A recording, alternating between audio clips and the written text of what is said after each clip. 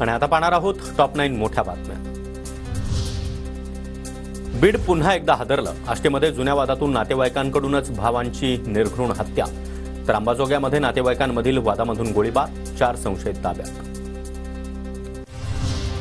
परभणीमधून आंबेडकरी अनुयायींच्या लॉंग मार्चला सुरुवात। आंबेडकरी अनुयायांचा परभणी ते मुंबई लॉंग मार्च सुरू। सूर्यवंशी आणि विजय वाकोडे यांच्या कुटुंबाला न्याय देण्याची मागणी। प्रशासनाची अनुयायींसोबतची दुसरी बैठकही निष्फळ।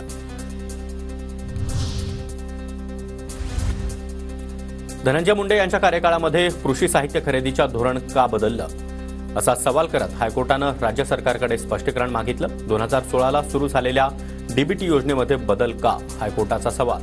याचिकाकर्त्याच्या आरोपांमध्ये तथ्य, सरकारनं स्पष्टीकरण देण्याचे निर्देश। मुख्यमंत्री देवेंद्र फडणवीस दावोसमध्ये 20 ते 24 जानेवारी दरम्यान वर्ल्ड इकॉनॉमिक फोरममध्ये सहभागी होणार। मोठ्या गुंतवणुकीसाठी महाराष्ट्रामध्ये होतील आणि चांगल्या गुंतवणुकीच्या संधी मला दिसत असल्याचा फडणवीसांना विश्वास। बुलढाण्यातील केसगळती रुग्णाची संख्या आता 197 वर। मंत्रिमंडळ बैठकीमध्ये सविस्तर चर्चा, त्वरित उपाययोजना करण्याच्या मुख्यमंत्र्यांच्या सूचना।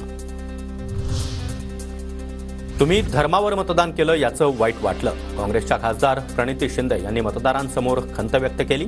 यापूर्वी तुम्ही कामाला मतदान केलं, पण यावेळी तुम्ही धर्माला मतदान केल्याचं प्रणिती शिंदे यांचं वक्तव्य।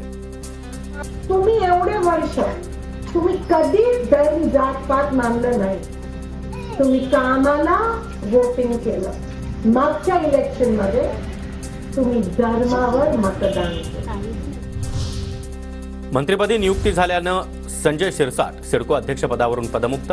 भरत गोगावले देखील लवकरच एसटी महामंडळाच्या अध्यक्षपदावरून मुक्त होणार।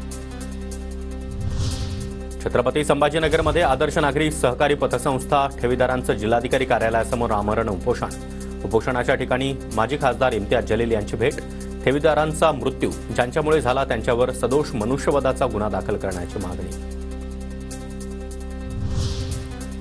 मनू भाकर, डी कुकेससह 4 जणांचा खेलरत्न पुरस्कारानं सन्मान, तर स्वप्नील कुसाळेसह 32 खेळाडूंना अर्जुन पुरस्कार प्रदान।